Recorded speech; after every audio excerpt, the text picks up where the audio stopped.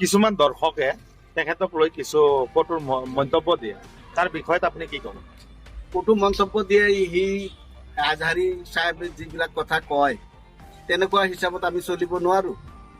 যি মছলা মাছাইল যিবিলাক ব্যৱহাৰ কৰে মানে খতম কৰি পইচা ল'ব নোৱাৰিব, ইমামতি কৰি পইচা ল'ব নোৱাৰিব। নমস্কাৰ, মই গুব্বাছ আলী, আপোনালোকে চাই আছে চিৰাজুলি ব্লগ। চাওক, 10 তাৰিখে আমাৰ ৰহমানপুৰ পদমপুখুৰী আজহাৰী চাহেব আহিছিল। আজহাৰী চাহেবে এটা অনুষ্ঠান কৰিছিল, মিলাদুন নবীৰ অনুষ্ঠান কৰিছিল। ইয়াৰ বিষয়ে অলপ দাদাৰ লগত কথা পাতিম। অনুষ্ঠানটোত কেনেকুৱা লাগিলে আৰু কি কি মছলা ক'লে, কি কি ৱাজ মেহফিল কৰিলে তাৰ বিষয়ে অলপ কথা পাতিম। দাদা ৰহমানপুৰ থাকে। দাদা ভালে আছে?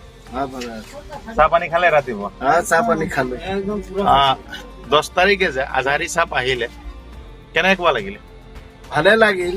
আজহাৰী চাহেব আহিলে, আজহাৰী চাহেবৰ লগত বহি কথা পাতিলো। বহুত কথা পাতিলো আজহাৰী চাহেবৰ লগত। আজহাৰী চাহেব এনে মানুহজন পাৰ্চনেলি আপুনিতো কথা পাতিলে, কেনেকুৱা? ভালেই। আমিতো তাক সৰুৰ পৰাই চিনি পাওঁ। আমাৰ মঞ্জুৰ মৌলানা আৰু আহাদ আলী, এই জব্বৰৰ ল'ৰা আশ্ৰফিয়াত আছিল, ইহঁতে একলগতেই আছিল, একলগতে পঢ়া শুনা কৰিছে। আমি তাতেও চাইছো আৰু আমি আগৰ পৰাই চিনাকি আজহাৰীৰ লগত।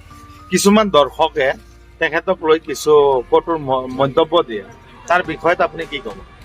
কটু মন্তব্য দিয়ে সি আজহাৰী চাহেবে যিবিলাক কথা কয় তেনেকুৱা হিচাপত আমি চলিব নোৱাৰো। যি মছলা মাছাইল যিবিলাক ব্যৱহাৰ কৰে মানে খতম কৰি পইচা ল'ব নোৱাৰিব, ইমামতি কৰি পইচা ল'ব নোৱাৰিব, এইবিলাক কথা কৈ থাকে। এইবিলাক কলে ক'ত সমাজ জমাত ক'ত চলিব? মই তেখেতক এটা প্ৰশ্ন কৰিছিলো, তেখেতে কৈছে আলিম বিলাকে পইচা কিয় লয়।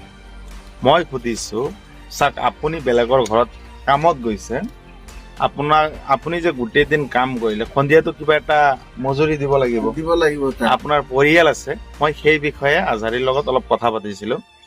আজহাৰীয়ে ডাইৰেক্ট কয় মৌলবী বিলাকে পইচা ল'ব নালাগে, ফ্ৰী কাম কৰি দিব লাগিব। এতিয়া আপোনালোকে কওক, ফ্ৰী কেনেকে কাম কৰিব? ফ্ৰী কাম কৰিব, তেখেতৰোতো ঘৰত পৰিয়াল বৰ্গ আছে ন? আছে না? এতিয়া আজহাৰী চাহেব ধনী ঘৰৰ ল'ৰা, তেখেতৰ পইচা নালাগিব পাৰে, কিন্তু যিবোৰ দুখীয়া ঘৰৰ আলিম আছে সিহঁতৰতো পৰিয়াল আছে ন? পৰিয়াল আছে। এই বিষয়ত কি ক'ব? এই বিষয়ত কম আমি মানে যিবিলাক গৰীব মৌলানা বা ইমাম চাহেব, সমাজ সেৱক যিবিলাক মানুহে কৰি আছে, খতম কৰি আছে, মাদ্ৰাছাত জাকাতৰ পইচা ল'ব নাপায়, হাৰাম বুলি কয়, আৰু ফেতৰাৰ পইচা ল'ব নোৱাৰে। এইবিলাক এতিয়া তেনেহলে জাকাতৰ পইচা আৰু ফেতৰাৰ পইচা যদি মাদ্ৰাছাত এইবিলাক পইচা গৰীব দুখীয়া ল'ৰা ছোৱালী আছে, এইবিলাকক কাপোৰ কানি, বেমাৰ আজাৰ হলে চিকিৎসা কৰে।